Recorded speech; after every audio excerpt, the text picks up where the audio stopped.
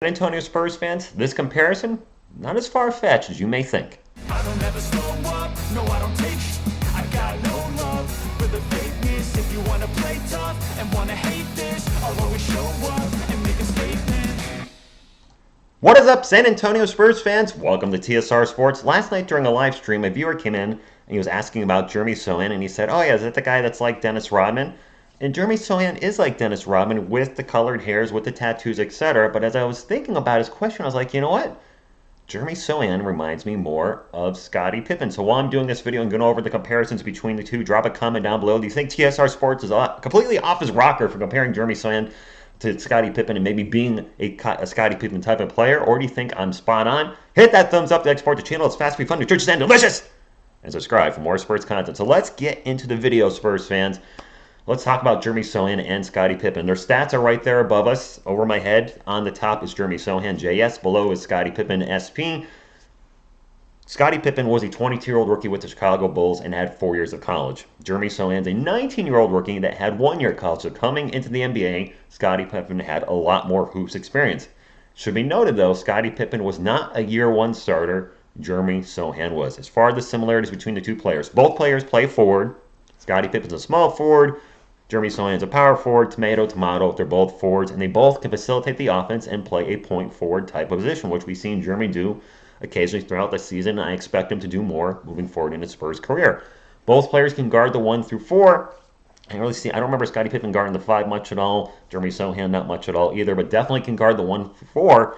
And both players have, well, Scottie definitely with the Bulls defended the best offensive player on the opposing team if it wasn't a center like Hakeem Olajuwon, etc. With Jeremy Sohan, we've seen matched up quite a lot this season with our Spurs against the best offensive player for the opposing team. Both players are streaky three-point shooters. Both players can finish at the rim. Both players coached by legendary Hall of Fame coaches. Scottie Pippen coached by Phil Jackson. I know he was not coached by Phil in his rookie year. I don't think Phil came for a couple years, but he was eventually coached by Phil Jackson. And of course, Jeremy Sohan, coached by Greg Popovich. Both players not great free throw shooters. Probably the biggest difference between the two players and their respective teams, besides the fact Scottie Pippen is a Hall of Famer and won championship rings. I know, don't hashtag me. But Michael Jordan mentored Scottie Pippen. The San Antonio Spurs do not have a player anywhere near that caliber right now on their roster. So that's going to be the biggest difference with them coming up as young players in the NBA. That being said, I want to look at their stats real quick. Scottie did play pretty much a full season. Jeremy did miss some time to injuries. Jeremy did play more minutes being a starter. Field goal percentage is relatively close, 46% to 45%. Scottie gets the edge there. Jeremy was a better three-point shooter. That's not saying much as both players did not shoot a very good percentage. Jeremy was a better free throw shooter, became a much better free throw shooter when he switched to his patented one-hand free throw method. Rebound-wise, did average a little bit more rebounds, a little bit more assists, which is expected because he played more minutes. Steals were on the advantage defensively for Pip with the advantage in steals and blocks. Ironically, they had the exact same turnover amount, 1.7 turnovers, and Jeremy Sohan did score more points per game, 11 to Scottie's just under 8. So I feel like, watching and talking about Jeremy Sohan this year, I do see similarity in Scottie Pippen's game. But to be quite honest with you, I don't want him to be the next Scottie Pippen. I want him to be the first Jeremy Sohan and be more offensively than what Scottie was. Scottie was a great player offensively, don't get me wrong. Of course, with Chicago, the Michael Jordan was the go-to guy there. But I'd like to see his offensive game develop more, be a better free throw shooter, better three-point shooter.